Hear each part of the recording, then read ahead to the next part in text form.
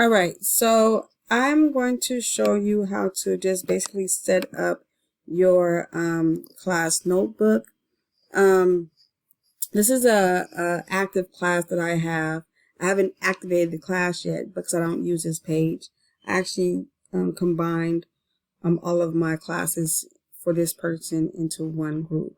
But when you first open it up, the team looks like this. I have no posts, no files, not even a class notebook. So what I want to do first is I want to go ahead and create a class notebook. And so I'm going to click on set up a OneNote class notebook. So I'm going to click that link, and it gives me the option of creating a blank notebook or to pull from existing notebook, pull content from an existing notebook. I don't want to pull content from an existing notebook. I prefer creating my own blank notebook. That way I can start from scratch with what I want for this student. If you have like classes though, so if you have 2 or 3 math classes or 5 math classes, or you have a lot of the same subjects, you can create one notebook and then duplicate from that one notebook. For this particular situation, I only want a blank notebook. So I'm going to click on blank notebook. One thing with a blank notebook is not truly blank. They already have it pre-set up for you with certain things in your notebook. So in this blank notebook, I will already have my collaboration space. It's a space that only I can edit and students can edit. So I can create it to where I'm going to running document, and maybe I want to do a points tally thing, and I want my students to come to this document, and when they finish doing something, to mark it on this document. And so this space gives all my students the ability to edit that document or add to it or whatever. It's a collaboration space. Down here in the content library. So another space that we'll have here is the content library. The content library, it has a lot of materials for students that I can edit and students can view. So students cannot edit this, but they can view the contents in the contents library. And so I might put in their anchor charts. I might put in multiplication tables. I might put in notes that we did together in class. And maybe some kids want to go back to the notes and finish because they couldn't finish it during class time. With that, I can put the notes in there so they can kind of reference those notes. And so this is a library of just material that you provide for your students, that you create, but the students can only view and not edit. Then there's a teacher only section in here. This teacher only section provides a space private to just teachers, where teachers can put their documents in there. They can edit their documents. I use this as a starting point for all of my things that I want to push out to students. So I put everything in my teacher only section first, and I do my editing and my revising in here, and then I push out to my students. This section here, students cannot view it, students cannot edit it, they can do none of the above. Only you can edit this part. Then lastly, the student notebooks. The student notebooks is like the student binders. Each student in your class will have their own student notebook here. And this is private to the student, to each individual student. So no other student can see another student's notebook. As a teacher, of course, you will be able to see this, their notebooks. You can edit their content in their notebooks. And then each individual student can also see and edit their own content in their notebooks. So now that we have established what comes in our blank notebook, that's not really blank, I'm going to go ahead and push next. And so underneath the student notebook, we have these different sections. And think of sections as like, so you have the overall student notebook, that's the binder. And then the sections are equivalent to the sections inside of that binder. So think of it as dividers. So these are the dividers. These are the divider headings. So in my binder, I have dividers, and my divider headings says handouts, class notes, homework, and quizzes. So each divider I have 4 dividers in my overall binder. So I think of it like that because it's easier for me to comprehend it. And so you can change all these headings by simply double clicking and then typing in what you want to type in. If you don't want 4, you only need 3 of them, you can get rid of 1. Or you only need 2 of them, you can get rid of 2 of them. So you only have 4, but you need more than 4. You can add more sections by clicking on Add Section. I'm going to go ahead right now, say that I like the handouts section, the class notes section, the homework section, the quizzes section. I don't need any more. I'm going to keep all these here just as is. So I'm going to go ahead and click on Create. And now it's doing its magic behind the scenes, where it's creating the notebooks for my class. And so now it's creating everything.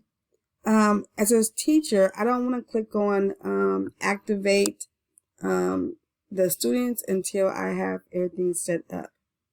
So until I activate this, I will not see the student notebooks yet. So you open up to a welcome page, welcome to class notebook. You can choose to delete this off of here if you want to, but I keep mine just to remind me of like a little, like a cheat sheet or so. It's like a cheat sheet for me. And so if you click on this little arrow or whatever it is pointing to the right, you can click on that and it moves out the way and opens up to your navigation panel. So here, this is welcome, is that welcome page right there. It's what's showing right now.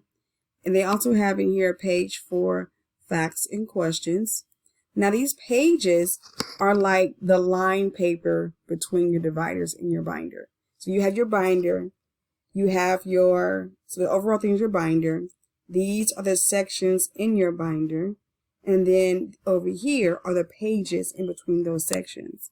So like we talked about before, here's your collaboration space section. And if you open it up, that binder or collaboration space, you have a page called Getting Started with the Collaboration Space. Again, this is like a cheat sheet, so I wouldn't invite you to delete it. I would keep it. You can always reference it back to it. But this is like a cheat sheet for the collaboration space. And there's the same thing here in the content library. You open up the section for your content library. You already have a page about getting started with the content library. And then finally, you have your teacher only section. And you have, again, the page for your cheat sheet for your teacher only section. Oh, and it does have the student here. The student just can't see it yet. It's not active on their end, but I can see the students.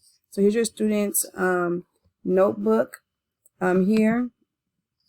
And to open that notebook up, just simply click on the arrow pointing to the right for that student, and then open it up for that student. You'll be able to see the different sections under that notebook, which were the handouts, class notes, homework, and quizzes sections that were chosen. So to add a section, you can click down here to the plus sign. But you want to be very careful, because what I learned is that you want to be very specific as to where you want to add the section. So say I want to click on to add a section, and let's click on plus section. It will add me a whole entire section like collaboration, content, teacher, and Asante. It will add a complete section. But say I want to add a section specifically within an already created section. And so I would click on that actual section. So I want to add it to my teacher only part. So I click on this drop down for teacher only. I click on using teacher only page, and I click on add section. And I'm gonna put I'll put assignments. I'm gonna name this section assignments and click OK. Now you see, here's my section that I created under my teacher only notebook. And so this, I'm going to remind you that teacher only stuff, only I can see this, right? And now over here, so think of pages as the actual pages in your book. So under pages here, I might want the notes for, I can type in as notes, or repeating decimals. So maybe I want to put this as assignment 1. Number 1, repeating decimals assignment, right? And so now I have it, and now I'll put my content here for repeating decimals. So to add another page, so I have that one section, I have that one page. When I create this section, the page automatically was there. But if you want to create another page, you simply go here and click on plus page or add page, and another page comes along. I'm able to edit this page by giving it a title. So remember number 2, converting fractions into decimals, for example. And so now I can go ahead and I can add what I want.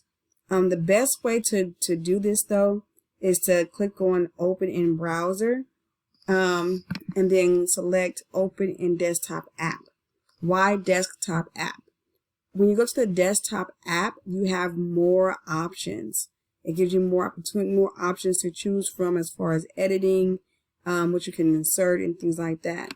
If you notice on this insert bar, you have just tables, files, pictures, links, audio.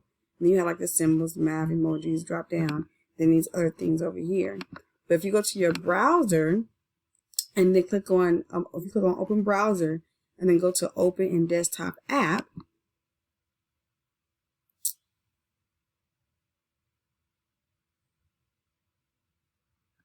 then what happens is you will have, it'll show you more options on that desktop app. And for some reason, the app is not opening for me. But when it opens up, it'd be like that. There it is. So here's my desktop app. It's right now, it's going to open the link and load the page to where I was already at. I'm going a little bit slow, so hopefully it catches itself up. At least we know it's running because it's going in circles. So once that opens up, it's going to take me to this page where I was already at and allow me to view it and edit this page. Now if we click on the insert here, you see that we have more options. We have online video options been added. The meeting details have been added. And equations have been added. Equations is a friend. If you are doing math, for example, this equation is a friend. You can actually include all these symbols that you wouldn't normally be able to do with these option. So just a FYI. All right, so I have my page. Say I want to include in converting fractions with decimals. So I want to include an online video. So I can go to find that online video.